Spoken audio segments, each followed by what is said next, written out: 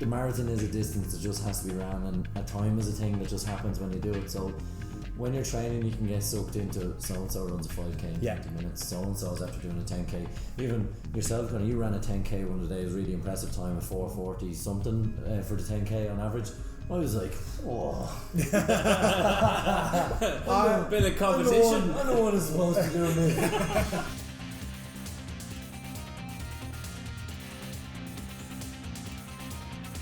Hey guys, Seán here and welcome to episode 6 of the Any Given Runday Podcast. I'm here today with Eric, myself, Aron and Conor. And this episode we're going to be talking about how our first month went training. So the last couple of weeks we've been talking about our individual backgrounds and just getting into marathon training for our 16 weeks to Madrid. We are at the moment recording this podcast, we are now doing a math, Seán, 16 minus 5, 11 weeks away. Oh, that seems like a long time away. We are 11 weeks away from our Madrid Marathon. And I suppose to get straight into it, we may as well start with a new kid in the block. Aron, how have you been getting on this past month with your training? Not too great now, in fairness. I think I've been out about 6 times or so, and I've kind of been struggling with my calves.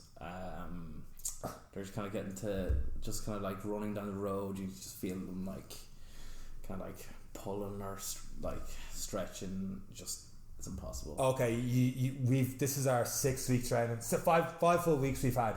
Yeah, and you've got 6 runs in. So you've done a run a week.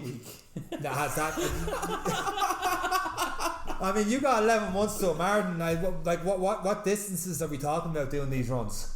Because your first one was a 5k, you did that really, in fantasy, it was one of those stormy nights, and I copped out of the run. I was like, it was way too windy and stuff. I got home late on Tuesday, I'm like, I'm not doing it. I looked down on the phone and I saw Aron's had his first post on the Instagram. You downloaded the app, because you're not on Instagram yourself, and you finally got your first 5k in straight. How was that first 5k? It was actually okay. It wasn't too bad. Just really long.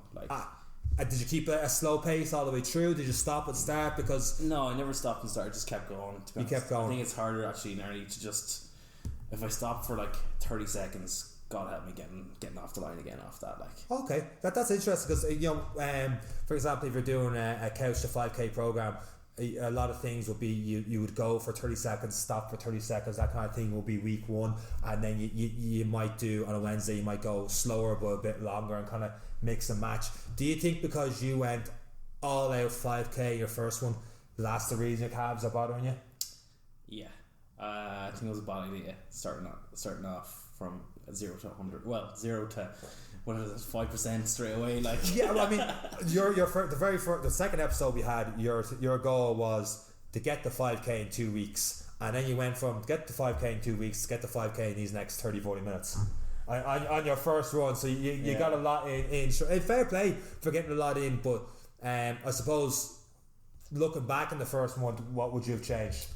Probably should have started off slower. Maybe tried build the leg strength up a bit or something like that, and maybe actually do more stretches. Okay. Like, I haven't been doing much stretches over the last, say, 2 weeks. I've been starting to get the foam roller out, and it was excruciating. Touch the foam roller and away you go. What kind of runners you went? Did you look into that, or you just whatever was on your feet you went with it? I started off whatever I had upstairs, and then I actually bought a new pair of runners. Did you? I bought a new pair of On runners. So influencer. What are On runners? Hashtag sponsored post. On runners. What's On runners? I've never heard of them. I think I'm gonna say Swiss brand. Yeah, they're a Swiss brand. They're the ones I started using for the marathon last year. Oh. But I put up a post about runners, and if you're buying them, I've no preference. I'll wear whatever is there, but it's what suits your feet, and that's the On runners suit my ankles. They give me great stability. I have a lot. I think it's my left ankle. When I'm running, the certain runners like falls so much over to one side, and it's weird when you see it on a video. And then say you're gonna do that for whatever amount of 1,000 steps a marathon is gonna be. So yeah, it just depends. But then I have a new Asics pair as well that do it. But yeah, the On runners are good. They're really light actually. How'd you find them? Yeah, they're actually incredibly light. Like they're like weigh nothing at all. But the only reason why I got them was pretty much because they look class. They look class. So you never got your feet checked there, anything like that. You just went, No, these look class. I was like, I seen a few people wear them. I seen that they were I seen a few people in like the Ironmans or whatever it was. A few people running online on YouTube. Was Eric one of them? No. Yeah, you were close to him. You're the fastest out of the four of us, so he went after you. You won't give me the credit. Oh god, no, wouldn't take advice from you. Seen them online, was like, alright, grand to get these for Christmas, and just got them. I was like, happy days. It's funny that you got them for that, and your calves bother you, because the runners I have are the Hoka 1-1s. And the reason I had them, I had my gait analysis. So basically they record your feet when you run up and down, and they're like, your calves are tight. And I'm like, I know. And so they give me different exercises and stuff for my calves, and then they brought out 3 different pairs of runners. I'm like, these Hoka ones fit good, and they're actually like, well, believe it or not, they're actually the cheapest ones out of the 3, but they're probably the best for your feet, because they're like rowing boats. The way you kind of like, you land your by your feet, you kind of row like that, so your heel is higher in the runner than what it would normally be. So basically, if you heel strike, you're not stretching the calf. So it encourages you basically to run on your toes, is it? No, you're still running the ball of your feet, but the way you kind of roll through it, it kind of gives you an extra little push. And it's great because some runners are very flat-footed, getting closer to barefoot running. Like some people would say barefoot running is the best way to run. Like your man Christopher McDougall, he did Born to Run. That's right, yeah. And it's just more natural. But the way I'd argue is if I went barefoot, I would wreck my calves straight away, because I've had the last 30 odd years of just tight calves, not doing the right things in the gym, too much bench pressing and not enough calf raises, and getting through that full range of motion. Skipping leg day everywhere. Skipping leg day, to be totally honest with you. Like, I was only having this conversation with someone recently. It was like, well, 10, 15 years ago, you went out, you got away with the baggy jeans and stuff. Now you're all wearing tight jeans and night out. I'd be crucified. So I didn't really spend too much time working on leg day. But yeah, because my calves were tight, that they recommended those runners, and I haven't had a serious calf injury since. I used to be really bad, especially the first time doing a marathon. My calves were pretty bad. So yeah, so fair play on your on runners. You've taught me a thing or two about them. So you've 6 runs in. You ran twice week 1, am I right in saying that? Yeah. Oh, was both 5Ks? I think it was 3 times week 1 actually. Yeah, they're all 3 5Ks. You doing the maths there? You can do the maths on that one. Here. Yeah, get the advocates out there. What happened there now? 3, and then we've 4 weeks where we did 3 runs in total. I think in the last 2 weeks, I think from tomorrow I've only done 1 run. But to be fair, like you mentioned that, which is actually poor, like, in fairness. You mentioned you were sick though, and there's a couple of things that happened that kind of put you off your schedule a little bit. So, I suppose not to give you an out, but to try and be fair, life is going to get in the way of all our training plans. Eric was sick at one point in time as well. I wouldn't necessarily be so hard on yourself that, okay, it's only 6 runs in 5 weeks, but I think what's really important is being able to say, okay, well look, that's distance I've covered, that's how it felt now. What's the next 5 weeks look like, or even the next 2? Probably have to organise that a bit more. But even have you obviously you've got your 5K now, right? So you're maybe not totally comfortable, but how do you feel in terms of distances? Is it still quite long? Is it boring? Are you getting a little bit more comfortable in terms of running that far? It's grand. Like, I don't like running. Like, it's just a pain. 5K is only half an hour or thereabouts. So it's quick enough. I'm going to try and make it to 10K probably over the next 3 or 4 weeks. Good. Okay. Now the last time you said 5K in 2. He's got to run a 10K tomorrow. I mean, I did it. My calves are gone. If today wasn't as bad. That'll storm Kira stop you from doing more runs. It's funny. You should say the whole 5K and I hate running, because that was exactly my mentality. I hate running. And I find over time, the more you say it, the more it puts you off. I don't mean to sound lecturing like that, but I was kind of trying to, and it's not easy, trying to get around that mindset of actually I don't hate running. And because every time you say I hate running, and I still do it. I hate running. Stop saying that, because when it comes to the next day and you look outside and the weather's not too great, you're like, I hate running, and you end up not doing it or putting it off too long. I suppose on that one, the way I look at it as well, I came from that background of hating running, like really did. But there's other people that you find, like people are listening to us, and a lot of people have actually messaged me about you and been like, is Aron dead yet? But you know, they're interested to see it because there was the lack of structure and you hated it and you've never done it, and we're kind of curious to see how it goes, and everyone wants to see how it pans out on your plan, because for most people start where you are now. They're looking to you to see how bad or good can it be, how do you feel about the whole thing. For me, I listen to people like David Goggins as well, because when he talks about like the suffering and callous in your brain, your mind, it's those days where you're like, it is miserable, I don't want to go. You go, you come back, and all of a sudden you feel great, you've more energy, you've this. And it's trying to remember that feeling. Now I know you were like, dude, my calves were sore, I couldn't walk, it was this, it was that, but the more you go, the better it becomes, the habit builds, and the better you feel about it. It's just the autopilot then kicks in, of the shoes are on, you're out the door before you can even make an excuse, and then when you come back you feel great. If you get one in the morning before work, it sets you up for the day. It's the first task completed. So it's Alan McRaven talking about, you know, if you want to change the world, make your bed. You know, because it ensures that you accomplish a goal first thing in the morning, you know, and it encourages you then to set additional goals. So I suppose kind of to echo Eric, I mean, if I had a piece of advice for you, Aron, you know, what I would say is that, okay, you know, give myself every opportunity to succeed now. So 10k is my end goal. Have a time frame within that. You know, put building blocks there for you to succeed. So your next step should be, okay, well, I'm comfortable at 5k. You know, let's see the next run is a 6k. You know, see how that feels. You know, and then dependent on that, then looking at ramping up the distance every run or 2 runs or something to that effect. You know, so that at the end of the 2 weeks you've hit your goal. It may not feel great. It may not feel really comfortable. It may not be fast, in your mind. But you know, ultimately you've hit that distance and what you set out to do.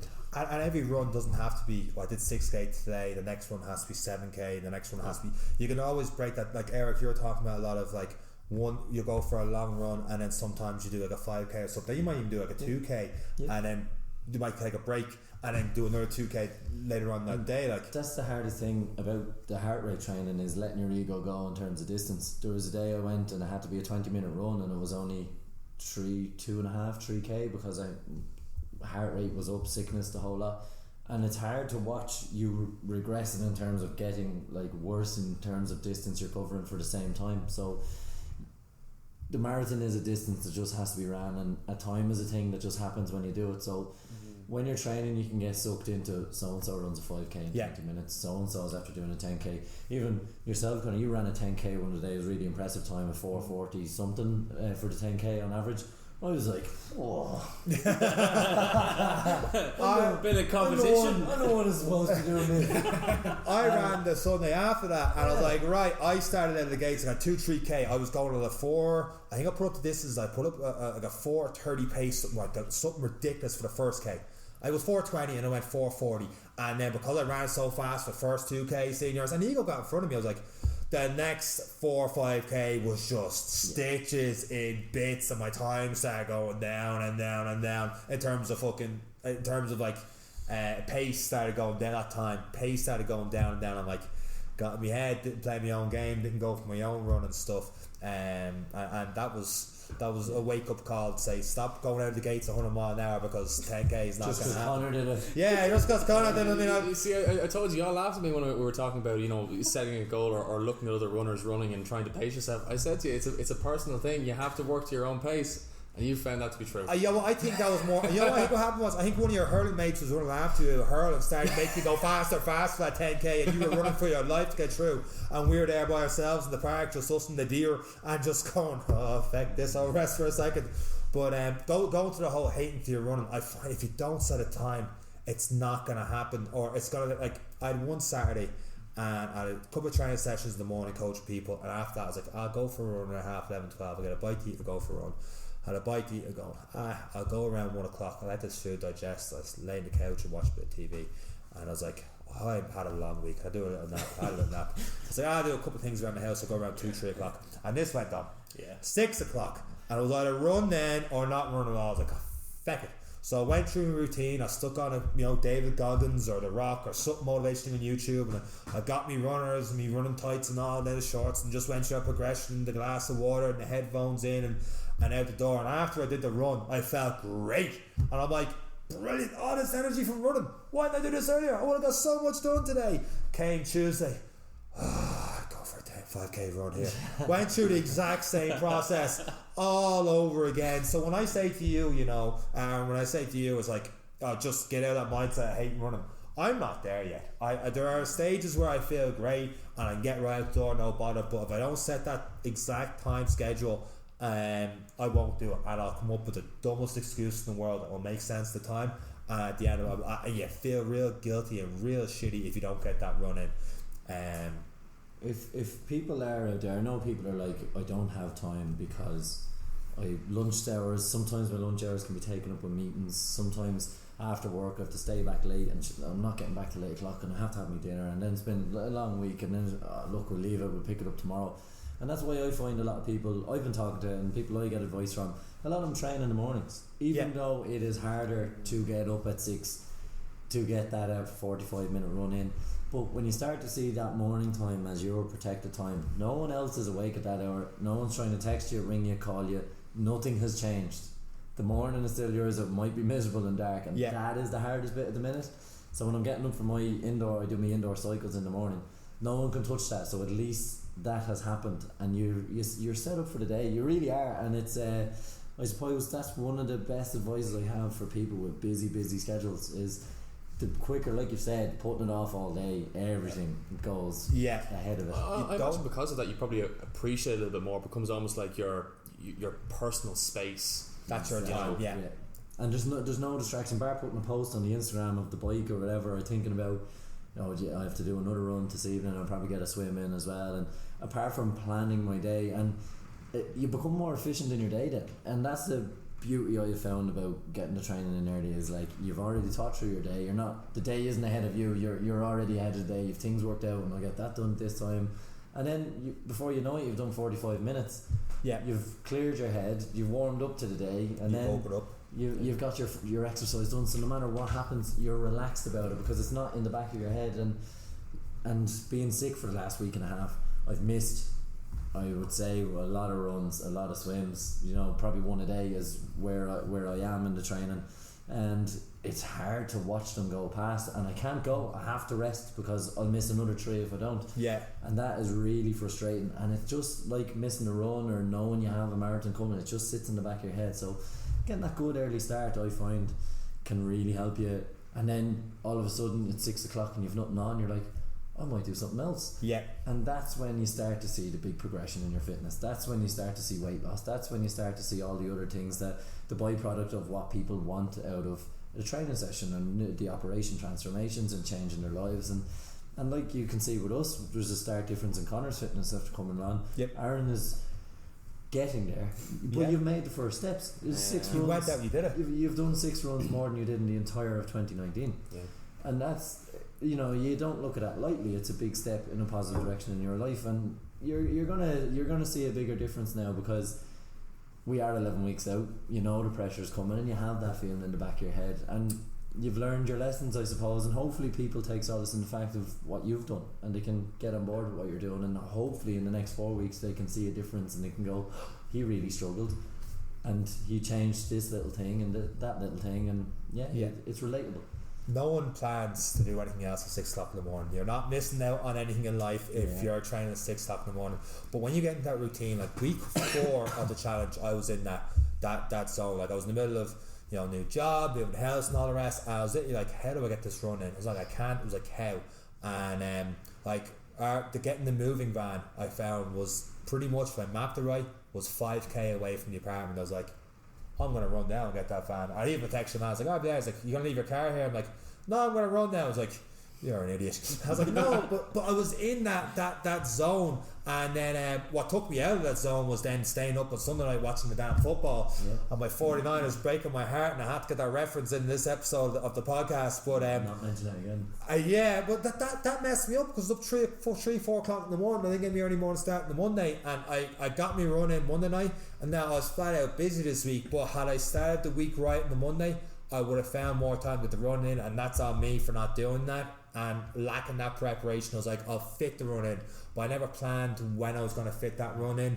And I find like late nights now, I'm not sounding out loud saying this, but like late nights, especially the weekend, I struggle to get that back until Tuesday, Wednesday, and I find out that whole thing is gone. But once, my whole point of that is the week 4, after 3 weeks of running, I only missed one session, and I was in that zone.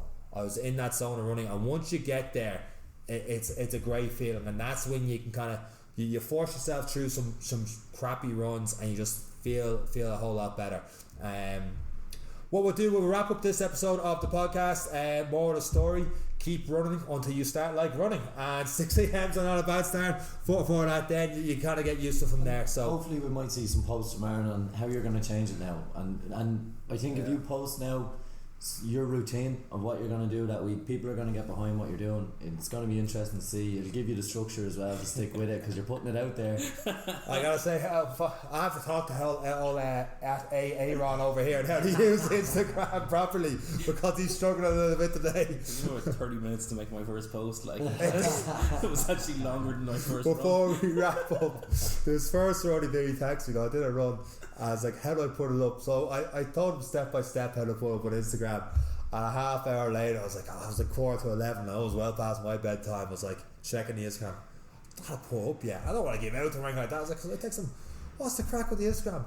I'm still working on it. I was like, man, it's a half hour. You're like actually still working on it. Turns out he was still trying to figure everything out. 30 minutes to up one post. But hey, if you're not used to it, and speaking of Instagram, a lot of people have been sharing our podcast on their Instagram stories. We really do appreciate that, guys. Please keep it going as we continue to spread the word about this Any Given Runday podcast. Keep an eye out on Aaron over here and everyone else as we go through these last 10-11 weeks building towards Madrid Marathon. Thank you very much for listening to this week's episode of the podcast. Lads, anything else to add?